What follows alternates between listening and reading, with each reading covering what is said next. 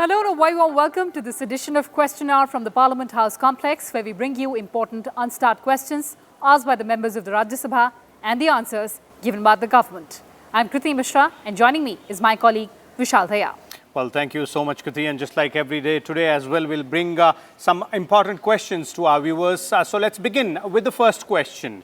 And this question has been asked by the members, two of them, Ms. Ambika Soni and T. Subbirami Reddy. Now, the question is addressed to the Finance Ministry, and both the members want to know whether there is crisis in non-banking finance companies, that is NBFCs, which helped economic growth by providing financing for smaller businesses.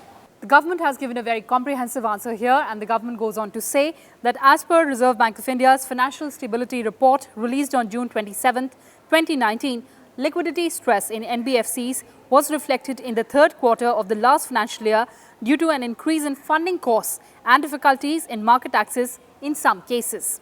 Further, despite this, better performing NBFCs with strong fundamentals were able to manage their liquidity even though their funding costs moved with market sentiments.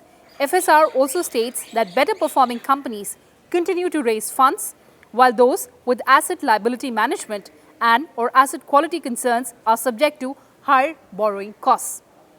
RBI has informed that it is closely monitoring the liquidity position of NBFCs, and with a view to strengthen the NBFC and maintain stability of the financial system, it has taken necessary steps, and these include: open market operations were conducted in addition to regular liquidity adjustment facility auctions to inject liquidity in financial markets.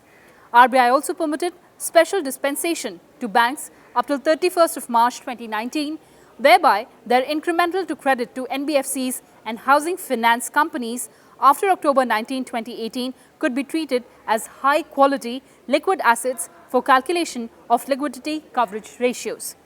The single borrower exposure limit for NBFCs that do not finance infrastructure was increased from 10% to 15% of capital funds up to 31st of March 2019. Moving on to the next question, and this one has been asked by member Amar Singh, and this question also pertains to the Ministry of Finance.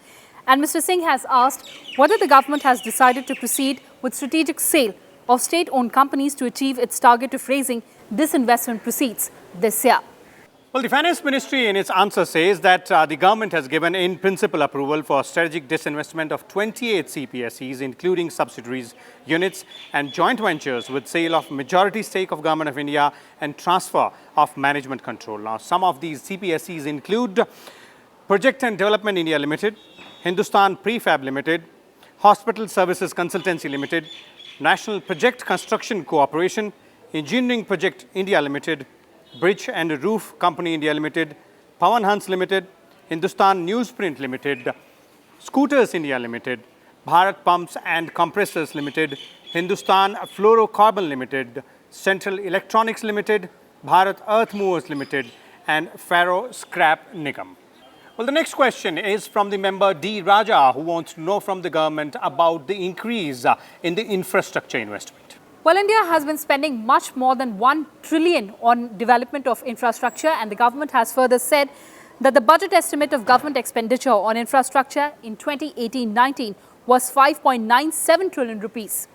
As per interim budget 2019-20, India has vision to become a $5 trillion economy in the next 5 years and a $10 trillion economy in the next 8 years thereafter.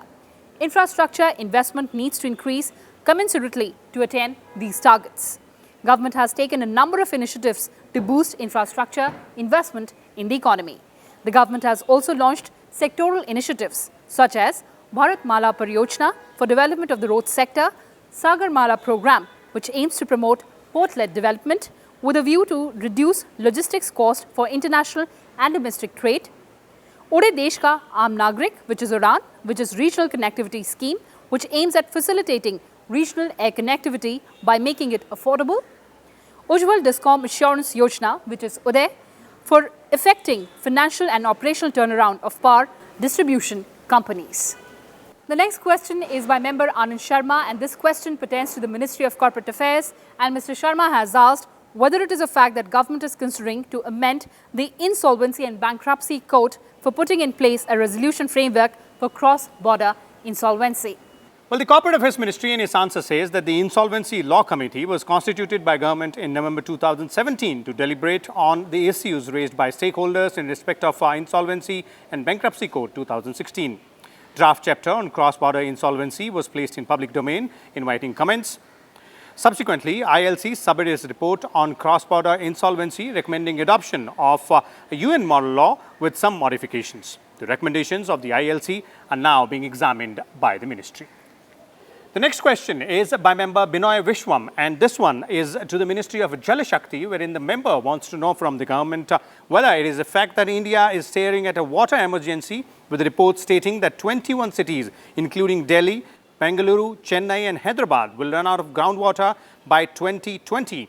And if this is true, then what are the preventive measures which have been taken by the government? The government again has given a very detailed answer here. And the Niti Aayog, in its report titled Composite Water Management Index in June 2018, had mentioned that 21 major cities, including Delhi, Bengaluru, Chennai, Hyderabad, are expected to run out of groundwater by the year 2020. This is based on the estimates of annual groundwater replenishment and its extraction. It does not take into account the groundwater availability in the deeper aquifers. The government further says that water, being a state subject, initiatives on water management, including conservation of groundwater, is primarily states' responsibility. A number of states have done notable work in this regard. Of these, mention can be made of Mukhyamantri Jal Swavlamban Abhiyan in Rajasthan, Jal Yukt Shivar Abhiyan in Maharashtra, Sujalam Suflam Jal Sanchay Abhiyan in Gujarat, Mission Kakatya in Telangana, and Neeru Chittu in Andhra Pradesh, among others. The next question is to the Ministry of Health and Family Welfare, and this question is by member Satyanarayan Jatia, and he has asked about the details of measures taken to make medical treatment accessible to all under the Ayushman Bharat Yojana and the details of beneficiaries. Well, the Health and Family Welfare Ministry has given a very detailed answer to this question, saying that the Ayushman Bharat scheme comprises of mainly two components. First, provision of comprehensive primary health care (CPHC) through Ayushman Bharat Health and Wellness Centers, and second is Ayushman Bharat Pradhan Mantri Jan Arogya Yojana. Now, facilities under ABHWC are available to all and include promotive, preventive and primary health care. Under Ayushman Bharat Pradhan Mantri Jan Arogya Yojana, health coverage of up to 5 lakh rupees per family per annum is being provided to around 10.74 crore poor and deprived families based on the socio-economic caste census for secondary and tertiary care hospitalization. For implementation of ABPMJAY, Memorandum of Understanding has been signed with 33 states and union territories, out of which 30 states and union territories have started its implementation. Under the ABPMJY, 1,394 benefit packages have been put in place for usage of hospitals empaneled under the scheme for providing the treatment to the beneficiaries. This includes packages for polytrauma and emergency management. In fact, my colleague Kriti Mishra spoke to the member about his response to government's answer on the question raised by him. Let's listen in.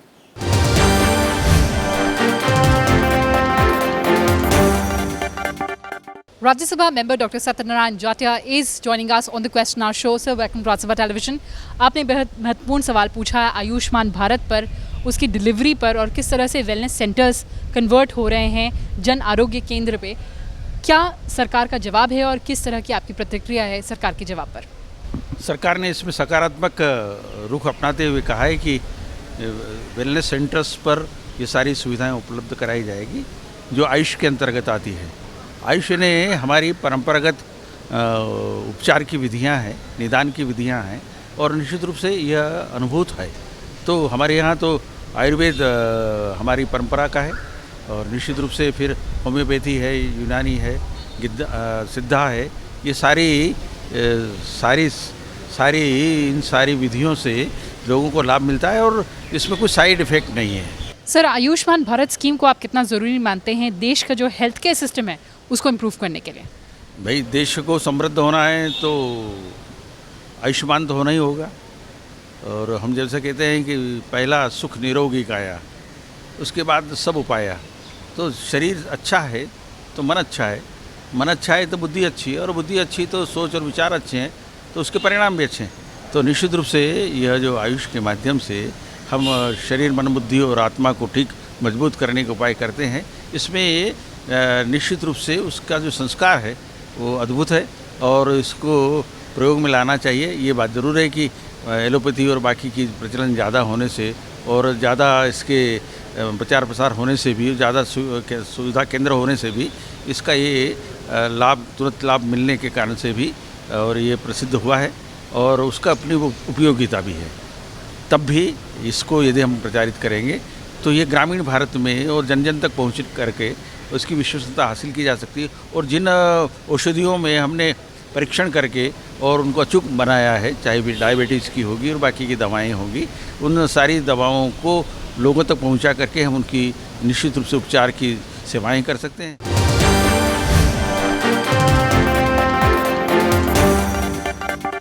The next question is by the member Rajkumar Thoot, and this is addressed to the Ministry of Earth Sciences, wherein the member wants to know whether government has framed any policy for setting up desalination plants in coastal areas of the country for producing potable water from sea water to solve the problem of acute shortage of potable water in these areas. The answer is a negative because there's no policy right now on this particular issue. However, the Ministry of Earth Sciences through National Institute of Ocean Technology, one of its autonomous bodies, has developed and demonstrated 3 desalination plants based on the low temperature thermal desalination technology. In addition, work for setting up of LTTD based desalination plants in several islands of Lakshadweep, each with a fresh water generating capacity of 1.5 lakh litres per day, has already commenced. The government further says that the required thermal gradient does not exist near the coastline of mainland. Therefore, LTTD technology cannot be employed for producing potable water from seawater, and there is no policy in this regard right now. So these were the important questions and answers in today's edition of Question Hour.